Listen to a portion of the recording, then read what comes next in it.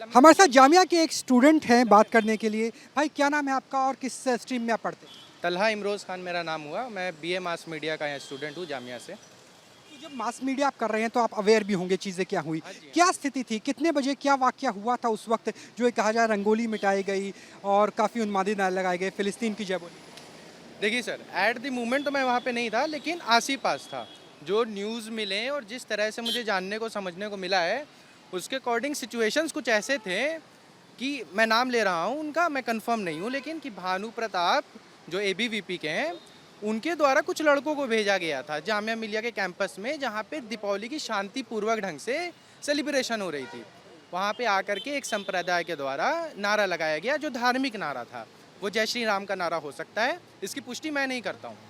अब जब नारा लगा दिया गया तो उसके विरोध में कुछ बच्चों ने, लड़कों ने, जैसा मुझे न्यूज़ मिला है, मैं इसकी भी पुष्टि नहीं करता हूँ, कि अगेंस्ट में अल्लाह अकबर का नारा लगाया और फिलिस्तीन जिंदाबाद का नारा लगाया। तो यही कुछ मामला है, ऐसा कुछ बड़े लेवल पे नहीं हुआ है, लेकिन माहौल कुछ कल शाम से बदला बदला सा लग रहा है। एज ए स्टूडेंट आपको क्या लगता है, क्योंकि देखिए जय श्री राम का नारा और अल्लाह अकबर का नारा धार्मिक नारा हो सकता है, लेकिन फिलिस्तीन का इस घटना से कोई जिक्र कोई सीधा ताल्लुक नहीं है, और जिस तरह से कहा गया कि रंगोली मिटाई गई या दीप तोड़े गए, इसे आप किस तरह से देखते हैं स्टूडेंट के तौर पर? सर देखिए, समझिए, रंगोली अगर मिटाई गई या दीप तोड़े गए तो वो तो वहीं के बच्चे मना रहे थे ना, जामिया ही के बच्चे सेलिब्रेट कर रहे थे।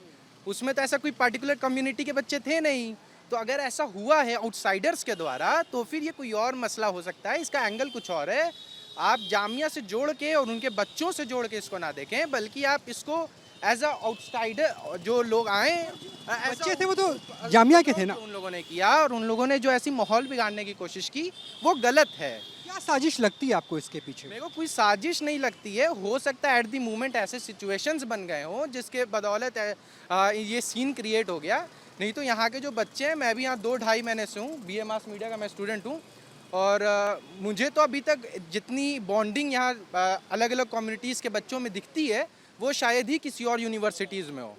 तो ये कहा जा रहा है कि अलग अलग बच्चों के बीच में यहाँ पर परस्पर अच्छा भाईचारा है, लेकिन सवाल ये है कि अगर जय श्री राम का नारा लगता है, अल्लाह अकबर का नारा लगता है, और दीपावली क्योंकि त्यौहार ही राम के वनवास से लौटने का है, श्री राम के वनवास से लौटने का है, तो उससे आपत्ति क्या हो सकती है?